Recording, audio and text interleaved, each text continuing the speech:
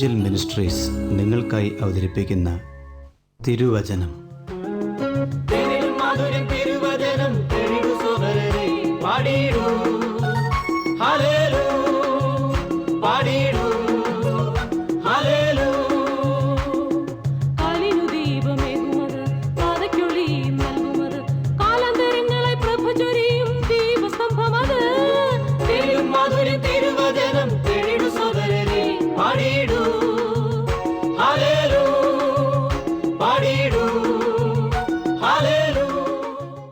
ഇന്ന് നമ്മോട് ദൈവവചനത്തിൽ നിന്ന് സംസാരിക്കുന്നത് Suviseshakan James M Thomas Nedumbassery.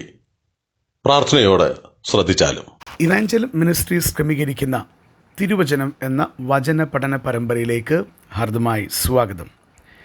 ശമൂവേലിൻ്റെ 1-ാം പുസ്തകത്തെ അധികരിച്ചുള്ള 32-ാമത്തെ എപ്പിസോഡിലേക്കാണ് കർത്താവിൻ്റെ കൃപയാൽ നാം ഇന്ന് പ്രവേശിക്കുന്നത്. ശമൂവേലിൻ്റെ 1-ാം പുസ്തകം 3-ാം അധ്യായത്തിൽ നിന്ന് നാം പ്രത്യേകമായിട്ടുള്ള ഒരു വിഷയം ചിന്തിച്ച് തുടങ്ങിയിട്ടുണ്ടല്ലോ. ശമൂവേൽ ബാലൻ ഏലിയുടെ മുമ്പാകെ യഹോവയ്ക്ക് ശുശ്രൂഷ ചെയ്തു വന്നിരുന്ന ആ കാലഘട്ടത്തിൻ്റെ പ്രത്യേകതകൾ എന്തൊക്കെയാണ് എന്നുള്ളതാണ് നമ്മൾ ഓർത്തുകൊണ്ടിരിക്കുന്നത്. കഴിഞ്ഞ ഭാഗത്തിൽ നാം ഓർത്തത് 2-ാം വാക്യത്തിൽ നിന്നാണ്. എന്താണ് ആ കാലഘട്ടത്തിൻ്റെ പ്രത്യേകത എന്ന് നാം അവിടെ ചിന്തിച്ചു. അതിങ്ങനെയാണ് ദൈവാത്മാവ് രേഖപ്പെടുത്തുന്നത്. ആ കാലത്ത് യഹോവയുടെ വചനം ദുർലഭമായിരുന്നു, ദർശനം ഏറെ ഇല്ലായിരുന്നു. ദൈവത്തിന് വചനം നൽകുന്നതിൽ എന്തെങ്കിലും പിശുക്കുണ്ടായിരുന്നിട്ടല്ല, മറിച്ച് ദൈവത്തെ സേവിക്കേണ്ടുന്ന ദൈവത്തിൻ്റെ ജനം അവർ മറ്റു പല പാപങ്ങളുടെ പിറകെ പോവുകയും അവരുടെ ആത്മീയ ജീവിതം പരിതാപകരമാകുകയും ചെയ്തപ്പോൾ ദൈവസന്നിധിയിൽ അവർക്ക് വചനത്തോടുള്ള നിഷേധാത്മകമായ മനോഭാവം കൊണ്ട് ദൈവം ഇടപെടാതിരുന്നു എന്നുള്ളതാണ് നാം മനസ്സിലാക്കേണ്ടത്. അപ്പോഴും ദൈവം വ്യക്തിപരമായി ഇടപെടുന്നുണ്ടായിരുന്നു എന്നുള്ളതും നമുക്ക് ദൈവവചനത്തിൽ കാണുവാൻ കഴിയുന്ന വസ്തുതയാണ്. എന്താണ് ശമൂവേൽ ബാലൻ ഏലിയുടെ മുൻപാകെ ദൈവത്തിന് ശുശ്രൂഷ ചെയ്തിരുന്ന ആ കാലത്തിൻ്റെ 2-ാമത്തെ പ്രത്യേകത? കണ്ണ് കാൺമാൻ വഹിയാതെ വണ്ണം മങ്ങിത്തുടങ്ങിയ ഏലിയും ദൈവദൂഷകരും നീചന്മാരും ദൈവത്തെ ഓർക്കാത്തവരും മ്ലേച്ഛത പ്രവർത്തിക്കുന്നവരുമായ അദ്ദേഹത്തിൻ്റെ മക്കളായ 2 പുരോഹിതന്മാരുടെയും കാലഘട്ടമാണ് നാം ശമൂവേൽ ബാലൻ്റെ കാലമായി കാണുന്നത്. പ്രിയപ്പെട്ടവരെ, എന്നാൽ ഓർമ്മപ്പെടുത്തട്ടെ, ആ കാലത്തും യഹോവയുടെ മുൻപാകെ വിശ്വസ്തയോടെ ശമൂവേൽ ബാലൻ നിലകൊണ്ടെങ്കിൽ ജീവിതത്തിൻ്റെ ഏത് പ്രതിസന്ധി ഘട്ടങ്ങളിലും പാപം നടമാടുന്ന സമയങ്ങളിലും നമുക്കും ശരിയായിട്ട് ദൈവമുൻപാകെ ജീവിക്കുവാൻ കഴിയും, കർത്താവിനെ ശുശ്രൂഷിപ്പാൻ കഴിയും എന്നുള്ള വസ്തുതയും നമുക്കിവിടെ മനസ്സിലാക്കേണ്ടതായിട്ടുണ്ട്. കണ്ണു കാൺമാൻ വഹിയാതെ വണ്ണം കാഴ്ച മങ്ങിത്തുടങ്ങിയ ഏലിയും അതേപോലെ തന്നെ ദൈവദൂഷകന്മാരും ദൈവത്തെ ഓർക്കാത്തവരും നീചന്മാരും മ്ലേച്ഛത പ്രവർത്തിക്കുന്നവരുമായ ഏലിയുടെ പുത്രന്മാരായ പുരോഹിതന്മാരും നയിച്ച ആ കാലഘട്ടത്തിൽ ഇസ്രായേലിൻ്റെ ആത്മീയ സ്ഥിതി എങ്ങനെ അധപ്പതിക്കാതിരിക്കും? അത്രമാത്രം ദയനീയമായ സ്ഥിതിയാണ് ദൈവാലയത്തിൻ്റെ പരിസരത്ത് പോലും നമുക്ക് വേദപുസ്തകത്തിലൂടെ കാണുവാനായിട്ട് കഴിയുന്നത്. ഏലിയുടെ കണ്ണിൻ്റെ കാഴ്ച മങ്ങിത്തുടങ്ങിയെന്ന് നാം ദൈവവചനത്തിൽ കാണുന്നുണ്ടല്ലോ. 3-ാം അധ്യായം ശമൂവേൽ 1-ാം പുസ്തകം 2-ാം വാക്യത്തിൽ നാം ഇങ്ങനെ വായിക്കുന്നുണ്ട്: ആ കാലത്ത് യഹോവയുടെ വചനം ദുർലഭമായിരുന്നു, ദർശനം ഏറെയില്ലായിരുന്നു. ആ കാലത്ത് ഒരിക്കൽ ഏലി തൻ്റെ സ്ഥലത്ത് കിടന്നുറങ്ങി, കാൺമാൻ വഹിയാതെ വണ്ണം അവൻ്റെ കണ്ണ് മങ്ങിത്തുടങ്ങിയിരുന്നു. ഇത് അദ്ദേഹത്തിൻ്റെ ശാരീരികമായ സ്ഥിതിയിലുള്ള കാഴ്ചക്കുറവിനെയാണ് പരാമർശിക്കുന്നത്. എന്നാൽ നമുക്കതിനെ ആത്മീയമായ നിലയിൽ ചിന്തിക്കാനായിട്ട് കഴിയും. ആത്മീയമായ കാഴ്ചപ്പാട് മങ്ങിപ്പോകുന്ന കാഴ്ച നമുക്കിവിടെ കാണുവാൻ കഴിയുന്നുണ്ട്. നോക്കുക, 1-ാം അധ്യായം 12-ാം വാക്യം ശമൂവേലിൻ്റെ 1-ാം പുസ്തകത്തിലേക്ക് വരുമ്പോൾ ഇങ്ങനെ ഹന്ന യഹോവയുടെ സന്നിധിയിൽ പ്രാർത്ഥിച്ചു കൊണ്ടിരിക്കുമ്പോൾ ഏലി അവളുടെ വായ് സൂക്ഷിച്ചു നോക്കി. 13-ാം വാക്യം, ഹന്ന ഹൃദയം കൊണ്ട് സംസാരിച്ചതിനാൽ അവളുടെ അധരം അനങ്ങിയതല്ലാതെ ശബ്ദം കേൾപ്പാൻ ഇല്ലായിരുന്നു.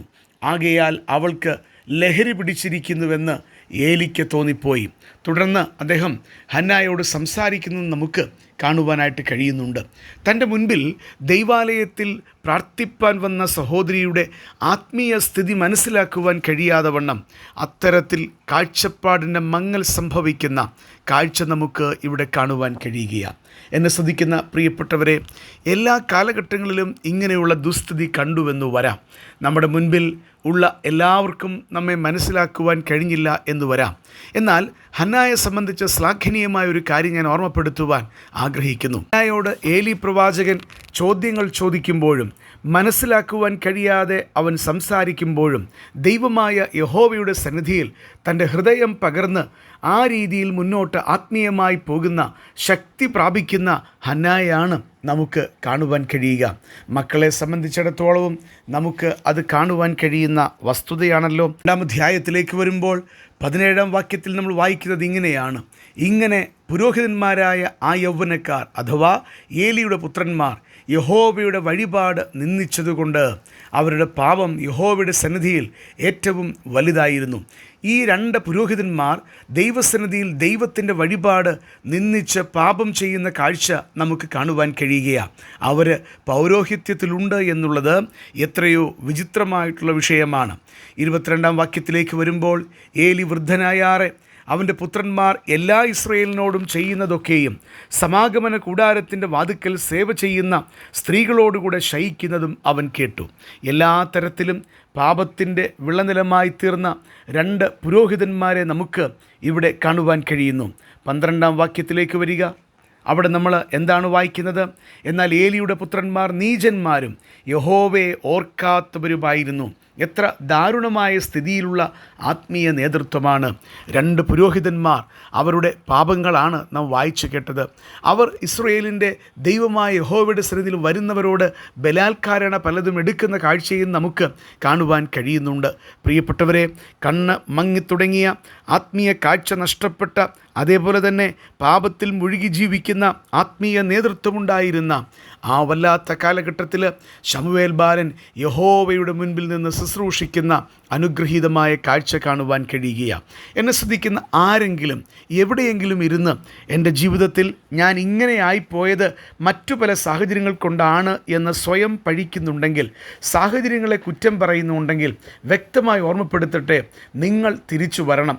നിങ്ങളുടെ മാത്രം തെറ്റാണ് ദൈവമൊരുക്കിയ മറ്റനേകം നന്മകൾ കാണാതെ, ദൈവം വെച്ചിട്ടുള്ള നല്ല സാധ്യതകൾ കാണാതെ ദൈവസന്നിധിയിൽ മറ്റാരുടെയൊക്കെയോ കാര്യങ്ങൾ പറഞ്ഞുകൊണ്ട് നാളുകൾ പോക്കുന്നത്. പ്രിയപ്പെട്ടവരെ, ഇങ്ങനെയുള്ള മനോഭാവം സാത്താന്യമാണ് എന്ന് തിരിച്ചറിയാനായിട്ട് കഴിയണം. എന്നാൽ ഇതിൻ്റെ മധ്യത്തിൽ വിശ്വസ്തയോടെ കർത്താവിന് വേണ്ടി നിന്ന ശമൂവേൽ ബാലനെ പോലെ നമുക്കും കർത്താവിനെ ശുശ്രൂഷിക്കാം. ദൈവം അതിനായിട്ട് കൃപ ചെയ്യട്ടെ. ഈ സന്ദേശം ശ്രദ്ധിച്ച എല്ലാ പ്രിയപ്പെട്ടവർക്കും കർത്തൃനാമത്തിൽ നന്ദി. ബൈബിൾ കറസ്പോണ്ടൻസ് കോഴ്സിൽ ചേർന്ന് പഠിക്കുവാൻ ആഗ്രഹിക്കുന്നവർ മേൽവിലാസം അയച്ചു തന്നാലും പ്രാർത്ഥനാ വിഷയങ്ങളും അറിയിക്കുമല്ലോ.